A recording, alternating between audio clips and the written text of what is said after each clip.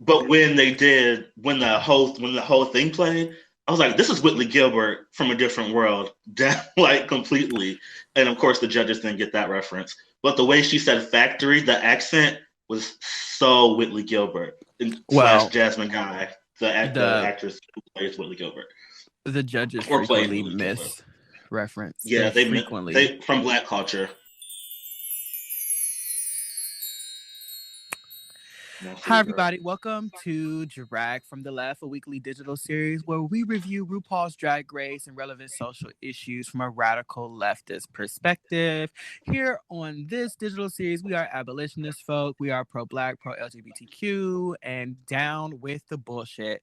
My name is the very Reverend Dr. Juanita Bind'Em. And this is Avery. My drag name this week is Tequila Mockingbird. Yes, Shout out Tequila to Benji. Mockingbird. Yeah, shout out Benji to gave me that Benji. drag name for today. Yes, yes, yes. We are back for episode 4 of Drag from the Left. And you know what? Let's get into this gig. So, Yeah, let's get right into the episode. all of the girls are reunited and it feels so good. Big thoughts, big thoughts. Broad thoughts for the entire episode. Um, Simone. In a word, Simone. I That's your mean, broad it was thought. her Your broad thought episode. is She owned Simone. it. My broad thought is Simone. Cute.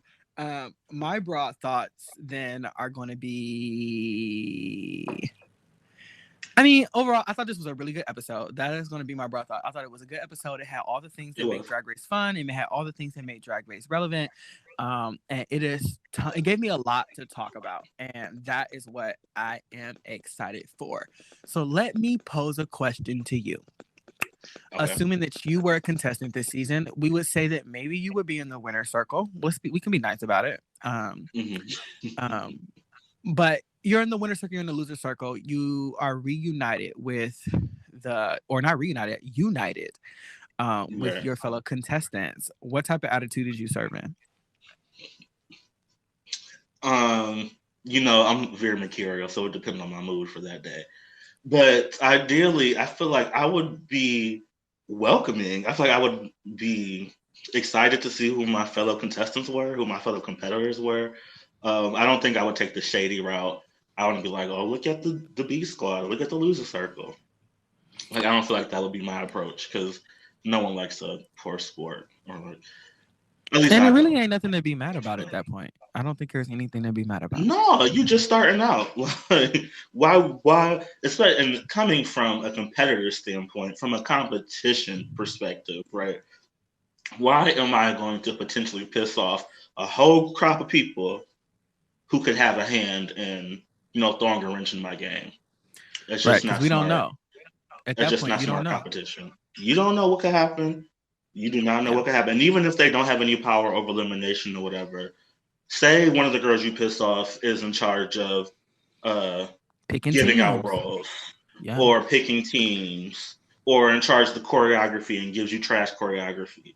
Like, Yeah. Very be that. smart about it. You trying to be so shady and be good for TV? Are you trying to compete? Yeah, and at the end of the day, at some point, you're gonna need somebody to help zip something. You're gonna need some glue. Hmm. You're gonna need a brush, Yeah.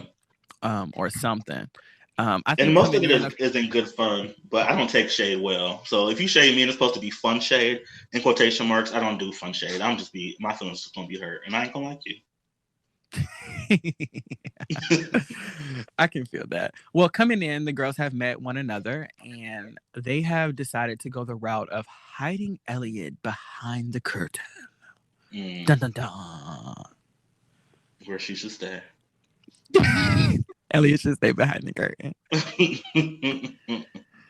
So Elliot here's should my stay thing behind the about curtain. this. First of all, Tina is funny because Tina asked the questions to get to the mess, and they fell right for it. Um, my thing, like I said last week, Elliot is too comfortable in this winner circle. Like she's addressing the other girls as B squad or whatever. I'm like, you lost too, remember? Like, you Yeah. lost and you got voted out twice. So Yeah. where is this ego coming from? I don't understand it. Confusion. Look over there. Literally complete confusion. Very look over there. Very look over there. Yeah. And that's what I And I do when she mean, comes out on the runway. I look somewhere else. Whenever she's on the screen for a to the challenge, I left, to look the right, to my literally phone. anywhere Yeah, else. I'm like, what's on Twitter? Like, this ain't important. Yeah, and I think, mistake number one was coming in and then like trying to like, I mean, she had just one too many questions for Tamisha for me. Just one too many. She like, Yeah. well, why didn't you volunteer? First off, this is not the Hunger Games. Ain't nobody about to volunteer themselves as two to No. be eliminated. Like, That is the dumbest question. And for her to come straight out the gate and come for Tamisha when Tamisha really didn't say anything, but it's not personal. It had to be somebody. That's just yeah, facts. When there were other girls in the room that directly shaded her when they didn't know that she was there. yeah, But you decided to come for the one person that was talking sense. yeah. Well, maybe And she I just have a thought theory because she as was to old. why, but we'll get there. Yeah. Oh, stay tuned for the exclusive after show where we talk about our new equipment. Yeah, and Tamisha was just like, they didn't pick me, they picked you. Yeah. Again, facts, talking sense. Like, speaking sense. Things that And make Lala sense. Ree, per usual, was like, I don't know, I wouldn't come for her if I was you. Lala Ree always being the voice of reason. She, you know what? She understands. She knows. She understands the like social geography, like where shit lands, where you need to be. She gets it. She understands it.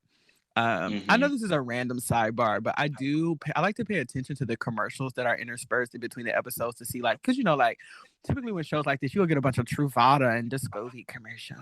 This is not a sponsored anything. I'm just saying, but those are the commercials. But it can be Truvada. Hit us up. Okay. Well, no, that's Gilead. Gilead. There is a bomb in Gilead. Hello. There is a bomb head. Heidi in Closet has a commercial with Olay, and I think that is so cute. Shout out to Heidi in Closet. You deserve it. Shout out to fucking Heidi. You do deserve it. Heidi deserves the world, and I am glad that it seems like she's getting it. Congratulate. Oh no, I'm sorry. Congratulations. You're number one. Number one. Pop, pop, pop. Yeah, but so there is no mini challenge this week. The main stage challenge, that is the challenge of the week. And the challenge this week is girls are being challenged to put together, well, it's not put together, but to perform in a RuPaul Mark channel original, which are based on holidays that are not so common that we may not know about. And the fun thing about the scripts is that they're cranked scripts. They're very like those children's books you used to read, where they're all literally exactly the same. And I thought that was fucking hilarious, because way to call out those TV shows, just like it is what it is. The scripts are literally cranked. It's like plug and play. It's like a Mad Lib, plug in a noun, plug in an adjective, change the setting. It is a good model for a show that's going to pump out. So like they put a new movie out every day. So like, what are you gonna do? But it also shows when you watch them, although the scripts, the format is all very, very, very similar. So in every single one, you're going to have somebody who owns 51% of the company. They want to destroy the company. They do not like the company. There is something that they don't like, and there is a factory that they're going to build in its place, and then they're going to overcome at the end, and they're going to, it's all the same. But you can tell and feel the difference in them as well, which I think also just speaks to like the importance of casting, how much costuming and all these other parts play a major role outside of the script in telling the story. And it also lets you straight up identify how scripts be fucking shitty. And not only shitty, but derivative. Yeah, very that. Word of the week, everyone. Derivative. Derivative. Say it with me, everybody. Derivative. Okay, let's move on. Leave me alone. So let's before we go into like breaking down like how we felt about the overall performances, let's talk about like the rehearsal and the recording. Were there any like moments during recording that were like hilarious to you? There's several for me. Yeah, Symone, of course. So because they showed the little clip, um, and immediately I was like, she is giving Maxine Shaw Attorney at Law for me, Yeah. which is a Living Single reference for those that don't get it. Yeah. But when the whole thing played, I was like, this is Whitley Gilbert from a different world, like completely. And of course, the judges didn't get that reference. But the way she said factory, the accent was so Whitley Gilbert slash Jasmine Guy, the actress who plays Whitley Gilbert. The judges frequently miss reference. Yeah, they from Black culture. They get all the other references. One is specifically for Black culture, like when Monique Hart came out as Aaliyah, and Michelle Visage said she was given TLC. I mean, and the outfit maybe didn't fit the best. Not getting a gay reference. No, but it was clearly Aaliyah. Like, it wasn't Aaliyah. It wasn't the most well done costume, but it was clearly Aaliyah. Bright as day, just like Aaliyah from head to toe. Everything was an Aaliyah outfit, regardless of if the pants needed a hem or whatever. It was Aaliyah, but she don't notice, and she does it all the time. Oh, she did like when she with Valentina. She's like, did you play Miss Blah Blah? She's like, no, I was Colombia. Now I'm Venezuela. Like one starts with a V, one starts with a B, and I'm wearing a completely different outfit. Thank you very much. And yes, I will play Latina princesses because I fucking am one. Like, right, and there's nothing wrong with that. Yeah, but I thought that was a cute moment. And speaking of Living Single, you said she was giving Maxine Shaw. I thought she was specifically giving Maxine Shaw from the Up the Ladder to the Roof episode. Yes, thank you. Up the ladder to the roof. And even during even when you saw the full thing, some of like the gestures and she walks like some of the comebacks, that neck, the arm. Yes. It was very Maxine Shaw. Like the thing, can I have girl in my everyday life? Do you not know that girl? Can I have a Symone Stan moment? I know that person. I know that person. Yeah, and that's what Lonnie Love was saying. She was like, "That's my cousin." And like everyone, that's how I feel about La Ree too. Like I said, I think I said week 1. Like everyone has a homegirl like La Ree. My friend Ron is La Ree down. Right. So can I have a Symone Stan moment just for 1 second? I was gonna do this later in the show when we talked about the runway, but I'm just do it now. Okay. The thing I most appreciate about Symone is when people, she is like the personification when people say do it for the culture, because she reminds me of Shea Coulee in that way, where so much of our culture as Black folk is infused in her art of drag, which I love. She is also so referential to the 90s, and as a 90s baby, I love that. Like that the Baps look from week 1, or was that week 2? Week 2, and the do-rag moment and the playing on the Maxine Shaw and Willie Gilbert. Like as a 90s baby, I really appreciate that she knows those sitcoms, that she incorporates that in her art. And she is just so black and proud of it. I completely stand her. I stand her characterization of drag. I love her interpretation of the challenges. She's just a really funny, really smart, really well-studied drag queen, and I just appreciate it. So at this point, I'm understanding that you do not like Symone very much, and you're rooting for her to go home. Exactly. So a standout moment for me was Kimora Hall in the fucking green suit, in the green screen fucking suit, and full drag, like hip pads, breastplate with the breastplate with the yes, nips. That was hilarious. She was dead ass serious. She was like, "I'm not here to be funny. This is no." me. She didn't think it was funny. She didn't think anything about it was comical in the least. Like this is a drag competition, and I appreciate it. Although no one, when we record it, is going to see that, but cameras are seeing you record the movie. So, like, I mean, might as well. She's like, I'm still on TV, so exactly. And also, she talks about over and over again how she loves the art of like the transformation, and I'm into it. And costume helps get you into character. You know, like when you have that prop, when you have that costume, like something shifts. And I appreciate that. I want to backtrack for a brief moment. You know, Rue always wears the Klein. Actually, I think he only wears those Klein Epstein Parker suits. Is that what it is? The one that he had on this week was absolutely stunning. I thought it was a beautiful color. I love that beautiful color, the floral, and I love me a pussy bow. But of all of that, when RuPaul fucking asked Utica, "Have you ever smoked marijuana?" and Utica the whole time, like the face, so funny.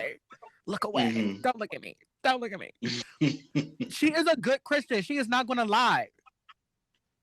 Yeah. So she said nothing. So she just kept quiet.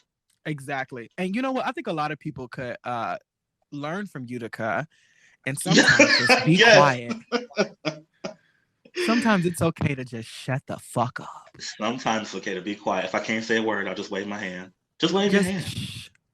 Hush, little baby, don't say a word. Like, just please be quiet. Like, literally, everyone be quiet. Another moment from the green screen in the rehearsals that I really appreciated was Tamisha's. Of course, this is a Tamisha Stan podcast. But the way she started off as she struggled, got direction from Ross, took the direction and applied it, and actually turned out a really great product, really great performance. Yeah, it's something I can appreciate. Another lesson people can learn from. When you get direction from a professional, it's okay to take it and incorporate it. And you know, so on the show, the girls the queens are pledged with a lot of different tasks. They're designers, they're models, they're stylists, they're actors, they're spokespeople, they're news anchors, they're choreographers, they're pop stars. They also have to have a tantalizing storyline to be produced. There's so much for them to do. But one thing about the show, I think in many ways that acting is something that can clearly and easily sometimes be acquired and done by people who are not trained actors, particularly stage performance and improv work and stuff. Although there's a high level of technique to it, I do think there are ways that people can wing it and do a good job. And me as a director, I typically often work with performers who are not trained actors, and they're able to do beautiful performances. But there is something very technical about performing for camera, and that is a very specific and technical way of performing. You have to understand sight lines, you have to understand lighting, you have to understand which camera you're looking at and when. There's a whole technique to it, and I do think that is something that sometimes hinders the queens when performing. So a primary example of this is when they're recording and Joey J is doing it, and Ross asked, like, "Do you know where you're supposed to be looking?" And at first you could see that that Joey was about to be like, "Yeah, sure," and just like rock it out. And it was like, "Actually, no, I don't." And then they told them, but like, Joe, if you're not an actor for camera, you would not know which camera was your close-up camera. And I don't know. If you put me in front of a bunch of cameras, I wouldn't know. Yeah, you don't know. They don't know which camera is the close-up camera. They don't know which camera is at medium and super medium. They don't know which camera is being shot at a Dutch angle. They don't know these things. I know these things. Why? Because I took acting classes in college, you know, like, but like they may not know this. And I don't know if we don't see some of that. I don't know if they're briefed in a way where they would know. I think a lot of times it's just like you got what you got and you hope that the direction, gets you a good ending product. But I've seen this time and time again on the show when the girls that don't have those skills suffer. And I think there could be a little more teaching that happens. Now, they don't show that. I don't know if when they get the script that they do a general overview of like, this is this and this is that. And you want to look over here for this and you want to look over there for that. I'm not sure if they get that. But I would assume no, because so many of them like don't do the basic technique of looking in the right direction, So I was appreciative of the moment where Joey was like, I don't know. And Ross told them which one to look at and they moved on from it. And then they were able to, it wasn't the most great. It wasn't a tour de force of a performance, but they were able to do their task because they had what was needed and what was necessary for them. And I thought that was absolutely like a great television moment. And they're showing more and more of these throughout the season, like these little moments that we don't normally get, like them correcting what camera angle to look at, them actually showing us Kimora being late, because Valentina was late twice and we never saw that, you know. So I'm enjoying it. They're finding ways to do that. And I want to look at the ending credits. I need to pay more attention. I need to see if the director or the showrunner and things have changed throughout the season. If that has something to do with it. Yeah. So I need to look into that. So you love Symone, as you should, the Ebony Enchantress. I do. They had a beautiful moment, beautiful moment in the workroom when they talked about, during the time where the cameras go and they're supposed to cry. And they talked about the first time that they were in drag, like full drag, and how they used to like sneak home early to get their makeup done before their parents got home, but how they went to their senior prom in drag. In a beautiful dress and makeup and hair and the whole 9 yards. I think that's such a beautiful story for them to share. And I love that when the moments like this pull away from the narrative, that all of the moments of coming of age stories with queer culture are often wrapped up in violence and trauma. Especially when they're done for television, and this was not that. And I thought that it was a light, beautiful, happy story, and that was just as profound, if not more. And of course, we need to talk about the shortcomings. We need to talk about things that happen to us, but it's not everything. All of them aren't the same, right? Our moments, it's not. It wasn't. If it's not exploitative. Yeah, but our moments are unique, and we should be able to have all of those. And I thought it was beautiful. Entertainment Weekly did a whole write-up on it. So if y'all are out there and you want to read more about that, check out Entertainment Weekly's article that was done about Symone and them going to prom and dragging a beautiful pink dress that they saved up all their coin from. Like that, those moments are great. Like you save up all of your coin, you crack open that piggy bank, and you're going to do the thing. And Symone did it. And I thought that was absolutely beautiful. In comparison to some of the other things that are lurking and happening in the workroom, it seems to me, now you let me know what you think. It seems to me, do you remember Relaska Talks? Yeah. And do you remember I know where this is going. Do you remember that? Yes, I know where this is going. It seems to me like Tinta Burner, Got Meek, and Candy Muse are in a little clique. Together. At least for now. And they're having some little moments where they're being, just light fun, but not nice. Yeah. And I think that's interesting. Very interesting. I think it's interesting too, because I like the three of them as queens, right? But I don't like mean girl behavior at all. I think it's late. I think it's tired. I think it's unnecessary. I just don't. And it's funny because Tina Burner was actually saying that, oh, Candy's shady and she's messy. That's just not my tea. And now look at you. So. No. What did she say? For the record, let it be known that Tina and Candy are Kiki's sisters. And, okay, let's pause for a second. The way that these people are using Black queer lingo is throwing me off just a taste, right? Because I see what you're saying. Like, we kiki together, we sisters in the workroom, whatever. Am I tripping? Kiki sisters don't really make sense. Like, yeah, I don't know if I've never heard it be paired like that before. And I also don't know if people know where like Kiki comes from and about like Kiki functions that are part of ballroom culture. Which, ballroom culture was led by Black and Latinx trans queer and trans folks.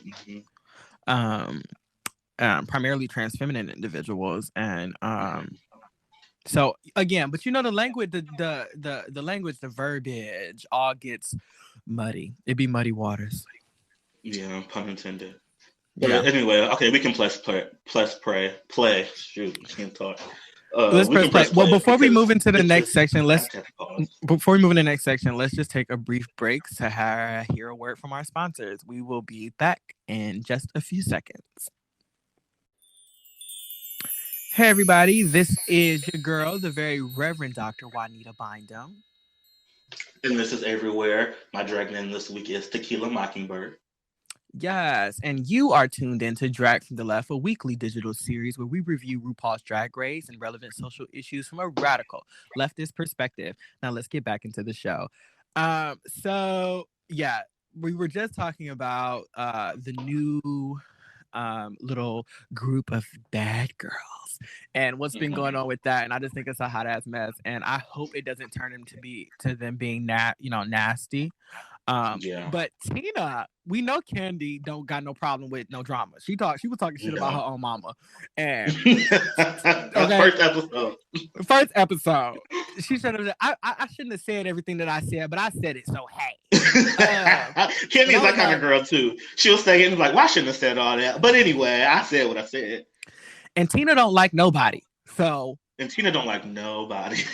Which I love. Gottmik is a professional makeup artist, and they hang around the Gigi Gorgeouses and the Jeffree Stars and that whole world of beauty influencer. And we all know how they behave. So it could be plausible that although Gottmik is, we are multifaceted individuals, they may have a little side where they like to do a little, not being nice. So we will see. Yeah, and that's what our human behavior.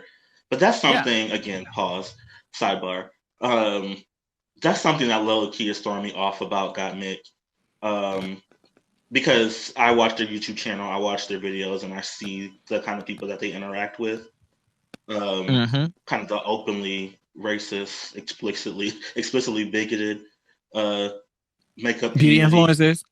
Yeah, and that coupled with, and I was gonna lay off Gottmik, but could that couple with the black scent that usually slips out?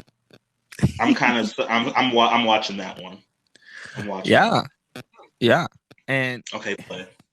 Look, all I'm gonna say is that we are multifaceted individuals, and us being black, women, trans, whatever, we can still have our own fucked up quirks and qualms that we need to work through and overcome. Also, Gottmik reminds me of somebody I dated. I'm not trying to hold that against him because that ain't his fault. But I'm trying not to. You know who I'm talking about too. So, did you see it though?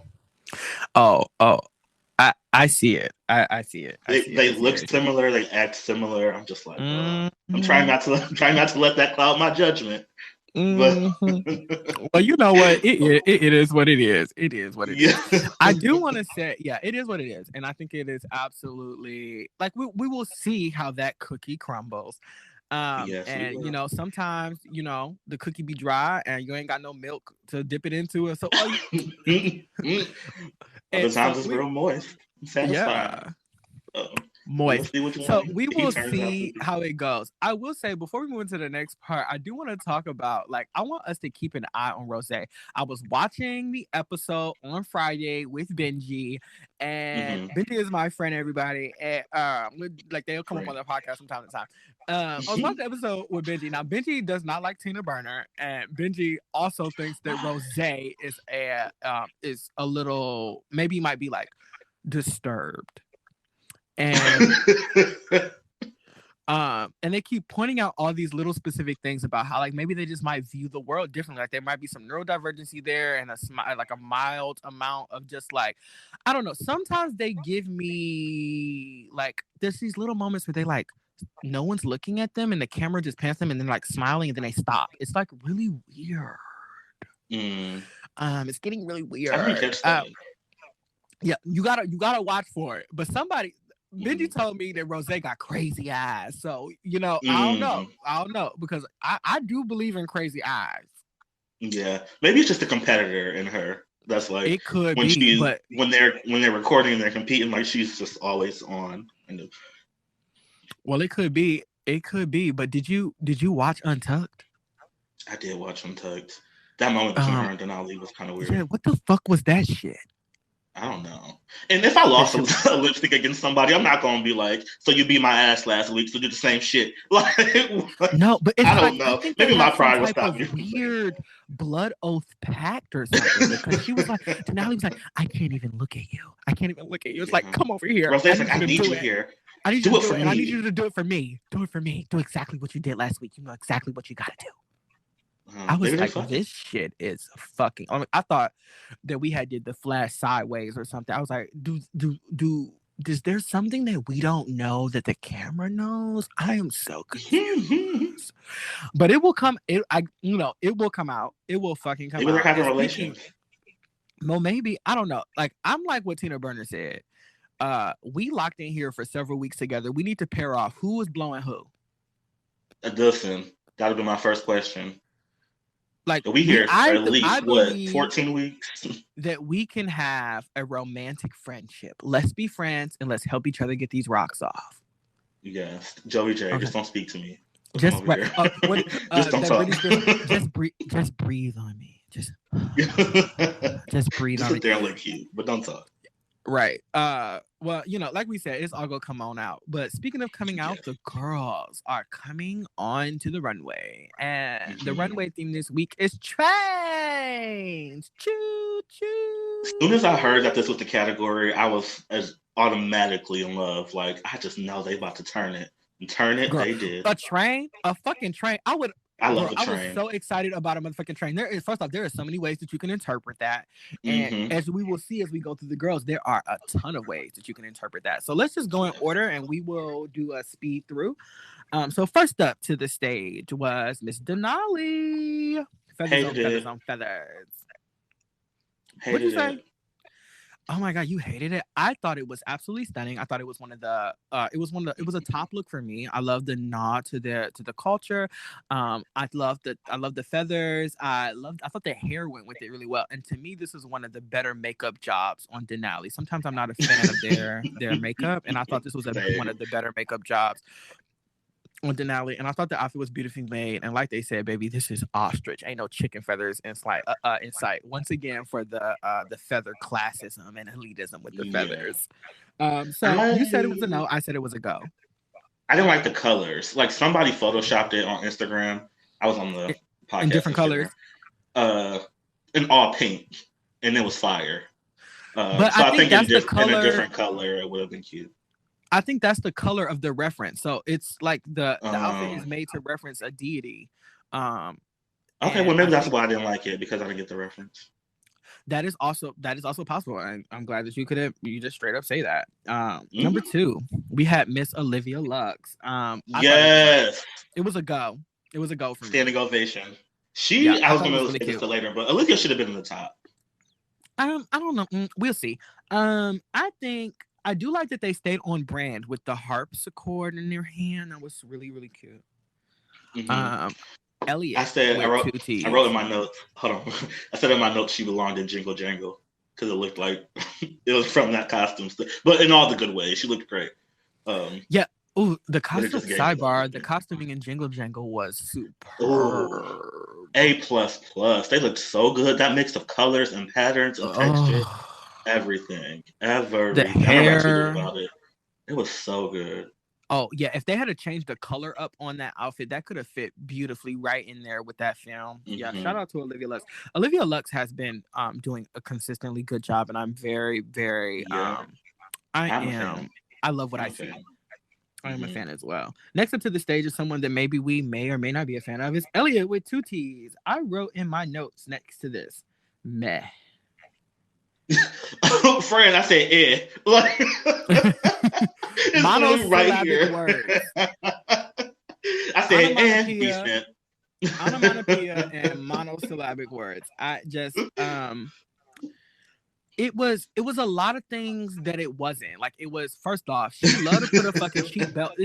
This is every time now she's had a fucking ugly ass belt over every on an outfit that would otherwise be kind of cute. Like, the bodysuit was but it was nice. It did not need that ugly ass belt. And I don't even think the belt was holding up the train. Now, the train was a hot ass mess. The train, oh my god. And I looked like the train was attached to the belt. Maybe, but like to me. you could have did Velcro, you could have did bungee cord. It could have literally been anything else. It could have been anything else. Yeah, I mean, all it was tulle attached to a belt. So if you're gonna if they're gonna try to shade Rose, then how you don't got the same smoke for Elliot when it's just tulle attached to a belt? Yeah, it was ugly. Confused. Now I will say that this is the first time that they had on hair that I thought was worthy of the show. But that hair is done by Wigs and Grace, and the episode was sponsored by, and they had hair from Wigs and Grace. So I wonder if they just pulled that hair from the hair stock that was there. But that was a Wig and Grace hair, and that's the first hair on them that to me again was worthy of the show. Also, I think there's something to be said. Some people don't look good in white, and I don't think Elliot looks good in white. Isn't that funny? Next to the stage, Kimora was gorgeous. Kimora was gorgeous. My response to that is gowns on gowns. And I will add one thing is that I was very surprised that that skirt to the dress was not made to be a tearaway, and we know why. I mean, look, y'all done seen the episode. If not, spoiler alert, spoiler alert. This is a spoiler alert, and I'm gonna say it again. This is a spoiler alert. This bitch is in the bottom, and you need to always think, to me, that if you know a look is going to be for the main stage, and that you need to either be able to have a side zip or something that you can come up out of that if you're going to move, because you are not guaranteed to get a ballot to sing, and even if you get a ballot, and you standing next to a bitch like Evie Ollie or Brooklyn Heights who go do some tricks, you know what I'm saying? You need to be able to at least do a two-step. So that's something to think about on this show. Symone, I could just we can end the podcast right now. I said all caps. Yes. Everything. I have nothing. She's a winner, baby. She's a winner, baby. Yes. Absolutely stunning. That acting challenge coupled with this runway, baby. That's one of the best performances on a Drag Race episode. One of the best performances on an episode I've ever seen. We're gonna talk about the episodes briefly. I think we'll have time. The outfit was so fucking sickening, and the fact I have seen the do-rag, the long train do-rags. Solange did it. I have seen them, but I have not seen one that one is that is a train. Okay, that is a train. And I loved that it was done with the velveteen fabric on the inside with the sateen on the outside. It was worn inside out so that you could see it was so the eye makeup. People also talk about that. People say that Symone doesn't get that their makeup doesn't get into drag enough. And I think that this week that their makeup had a lot more detailing, like with the cut crease and it was hot. It was fucking hot. Yeah, I love how she tied it in the front too, like in the front on the side instead of the back, because that's very curved. That's where it goes. That's where it fucking go. Shit, I'm about to put my do-rag on and tie it to the side. Speaking of sickening looks, LaLa Ri is next. LaLa Ri was everything. Ooh, first off, I love a pattern like monochromatic, like same print from head to toe. Me too. It was beautifully made. The color, like green and that print. Oh my god! Like only in the skin, everything was all. Also, how tall is LaLa Ri? She always looks so statuesque on stage. She looks like she's towering. Oh, like she's like miles. Like her and Tina Burner both got to be like out of drag. They each got to be at least 6'3", 6'4". Like it gotta be, because it's stunning. I typically like LaLa Ri's beat. I think LaLa Ri does a really good job at their face. Their makeup looks good to me. Yeah, her whole face was covered, and she still beat that mug. So. You got to. You never know, because we like to say, "I want to take." You got to take it off, please. And then we can do let's do a lightning speed round for the people that are left. We got Utica and loved it. It was a Bob Mackie remake, I believe. I think that outfit was originally referenced on the Carol Burnett show. Somebody fact check me, but I think that was a remake from the outfit from the Carol Burnett show. Rose, I wrote Met for Rose. I thought Rose reminded me of when Hillary Clinton ran for president and they wanted her to look more feminine, so they started putting her in pink. So it was very like, throw a ruffle on it. She'll be more likable. I do see that, but I liked it. Maybe it's the color, because I love that shade of blue.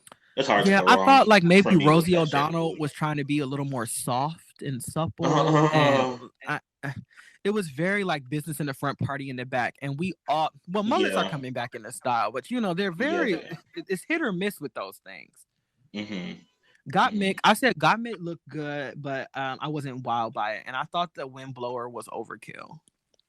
I don't understand the point of the windblower, but she did look good. I loved her makeup as usual. Tinta burnt her.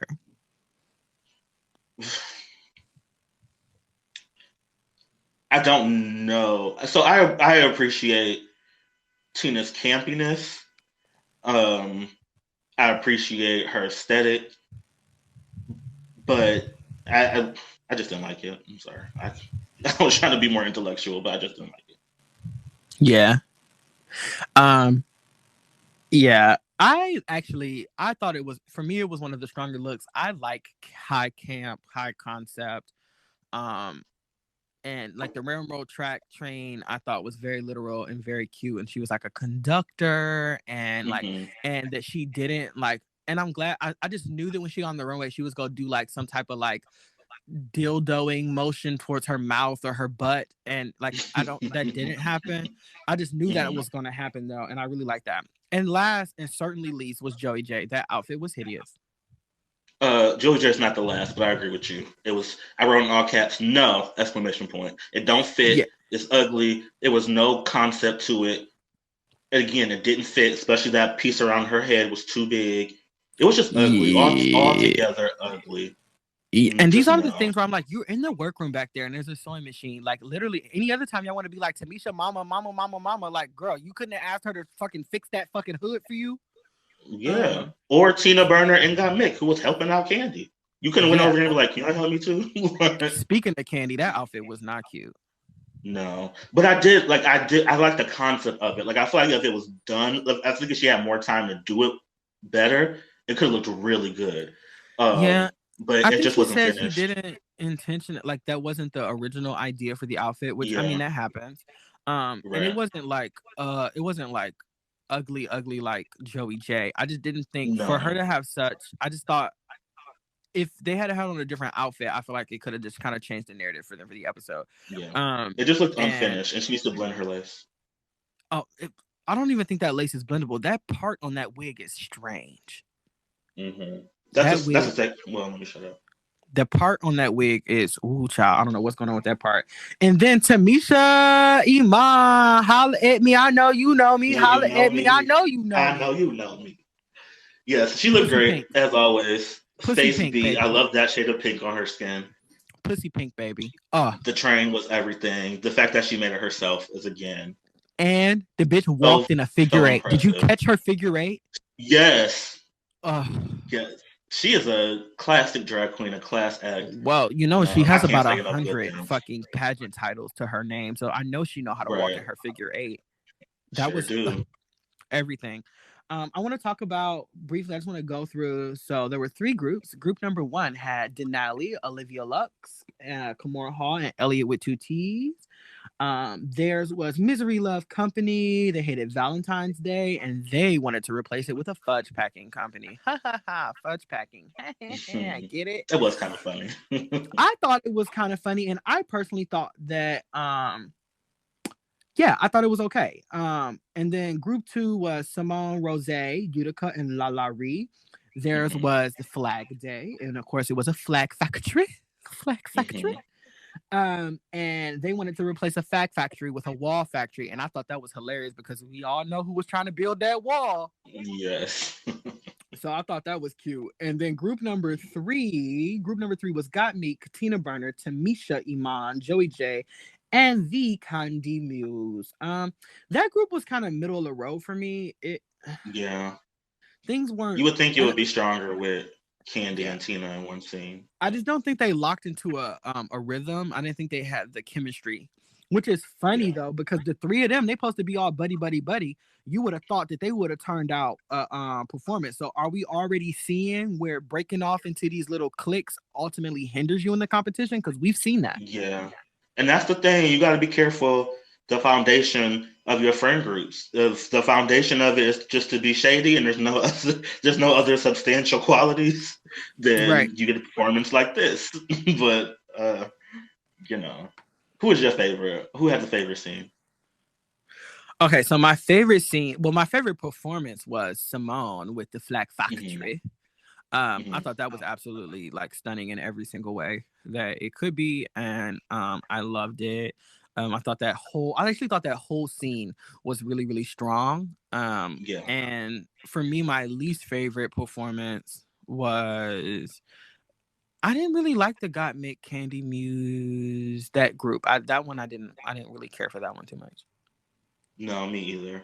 But I liked April Fool's Russian more than I liked Misery Loves Company because Yeah. they were all dry except for Olivia. Yeah, and I actually thought that script. I like the April Fool's script a little better too. And like, because Valentine's Day is so like, that one really that obscure? Because the other holidays were like April Fool's and Flag Day were like, then they did Valentine's Day. Like, if they had to do like Sweetie's Day or something like that or Yeah, something, it would have yeah. been to me more on theme. But hey, it is what it is. So this week we have tops, bottoms, and no verses. And So for me, guilty as charged. So our top queens were the Ebony Enchantress Symone. We have the actor first, Rose, and we have the Candy Muse. And then I think on the bottom end of the spectrum, we have Denali, we have Ka, Mora Hall, and we have, for me, unfortunately, Lala Ree. Do you agree with the tops and bottoms? I don't. I don't. Me either. Of course, I agree with Simone being in the top. Rose, I could see she the acting challenge she did well. The runway for most people was hit or miss, but I liked it. But I would replace Candy with Olivia. Same. I would have swapped Candy with Olivia, and that bottom two, I would have swapped Denali and I would have swapped Lala Ree for Joey J and Elliott with two T's. Absolutely. I actually don't think Denali and Kimura should have been lip syncing against each other. I think it should have been Joey J and Elliott. Yep. It should have been Joey J and Elliott. Both their outfits were fucking hideous. And they didn't do well in the challenge. Kimura didn't do well in the challenge, but at the end of the day, the bitch was playing a fucking tree, and it would have been difficult for an actor to pull that off and do it how it. You know what I'm saying? You also don't. Your body isn't. You can't act. You literally are only using your face. Roles like that are are complicated to do and are typically not even meant to be written into the scene as like this. It's not a standout part, So yeah. I do know I don't agree with Symone's statement that they felt like Denali was carrying that whole group because Denali was kind of flat too. And Olivia was really strong actually. So if anyone Olivia was the one who actually carried the scene. I think pretty much what was happening is people just didn't agree that Denali should have been in the bottom. And on that, I can agree. It should have been Elliott lip syncing against Joey J, and then we could have got rid of Joey J, and it would have, and then at least I wouldn't have had to look at those like that mall drag anymore. She's a mall rat. Yeah, I agree. It is not. Also, though, I will say this: Joey J looked completely different in their scene, and it's because she had on a wig. Joey J needs to wear hair. It is okay for them not to wear hair sometimes, but it completely takes away from the performance art aspect for me because the hair is so jarringly not, it's not dressed up, Yeah. And it's completely not dressed up. And even the fact that like the back is a taper fade, if the back was more like ski bald and then they just had the hair at the front, at least then like it's not, their hair isn't their natural hair is not versatile enough to do what they would like it to do. Exactly. They need to wear wigs. And they should have did what Elliot did and stole some of them fucking wigs.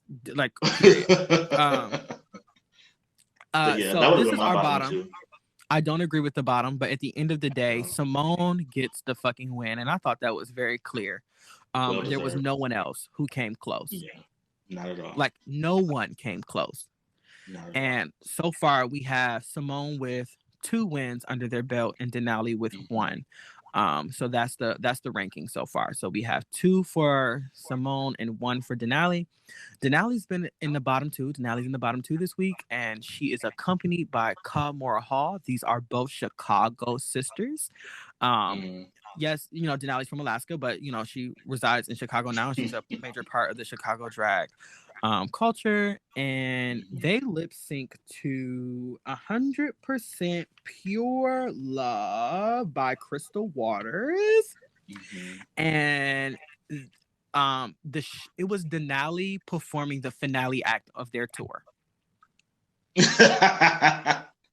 Someone said, I saw a meme edit, and it was like a standard like YouTube, but the caption was blood on the dance floor. Oh yeah, definitely blood on the dance floor. Denali, from the moment, first off, again, she did have a little bit of a psycho moment, like a little broken, like I know exactly what I'm doing. I know what I'm doing, where I'm focused. And I like that about it. But also, like, there was, I don't know, I probably would have, long story short, I probably would have felt similarly, because I know that I just won last week, and although I do not think in any way that Denali is the winner of season 13, and she's not in my personal top 4. I know she's in some people's finale group, but she is not in mine. But she did not. She just didn't. I think what is due and just is what should happen, and she did not need to be in the bottom. But the one thing that we did get, we just got one of the most sickening lip sync solos in RuPaul's Drag Race history. That motherfucking bitch, she fucking, from the moment the music started, when she motherfucking, when she did that arm clock thing, I said, oh, she's winning. The motherfucking arm clock, hitting every little micro beat, tick, tick, tick, tick, tick, tick, tick.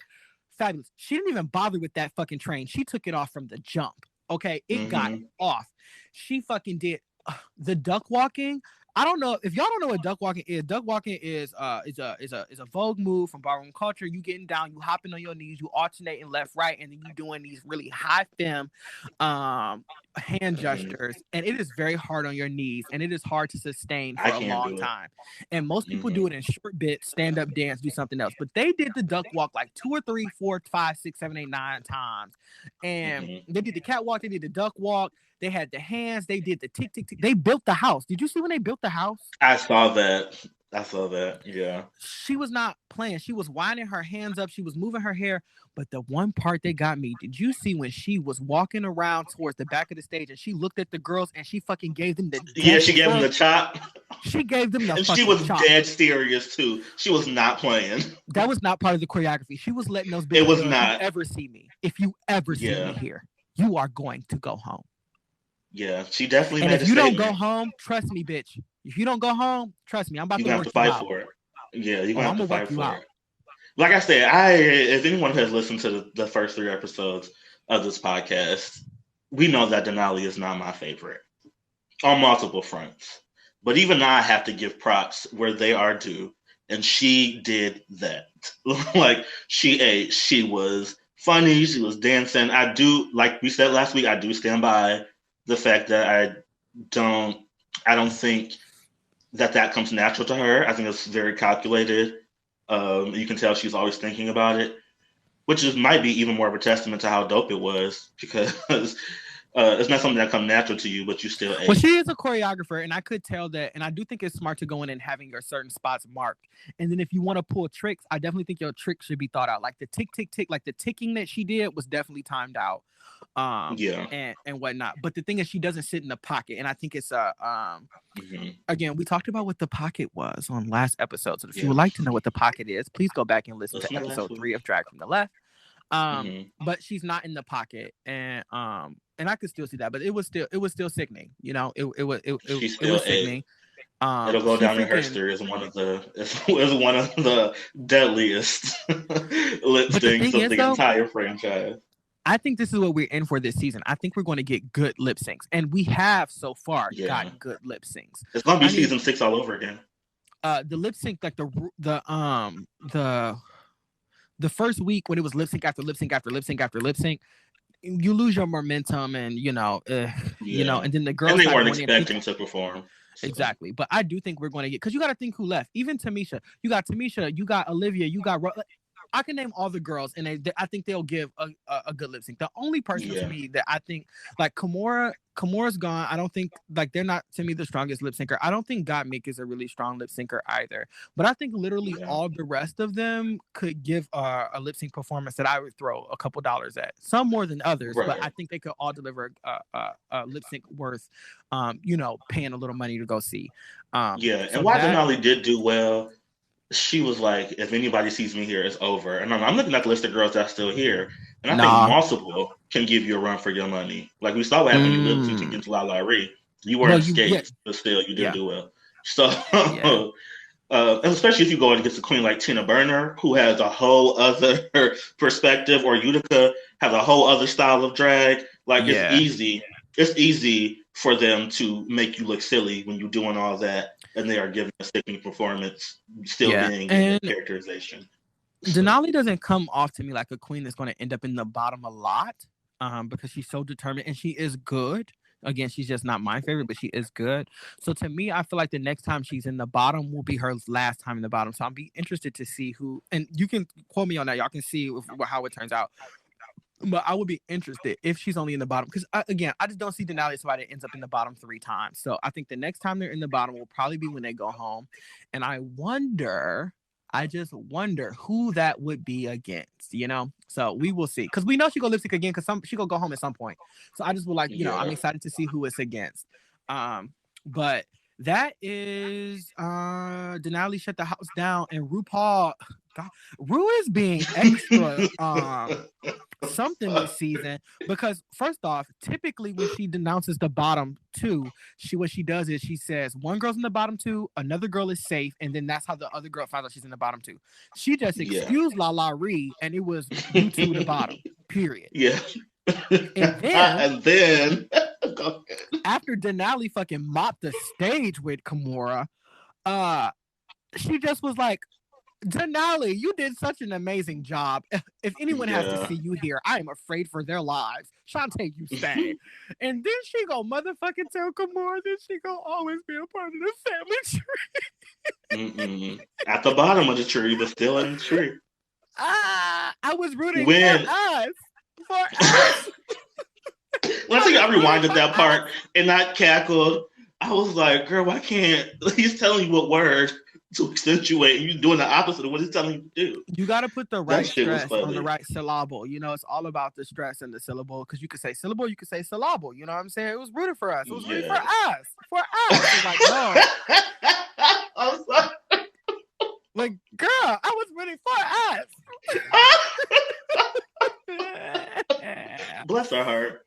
Well, you know what, though? Since, they were rooting for us, we're rooting for all of you. And I'd like to thank you all for tuning in to episode 4 of Drag from the Left, a weekly digital series where we review RuPaul's Drag Race and current social issues from a radical leftist perspective. This has been our 4th episode, and we'd like to thank you for being here.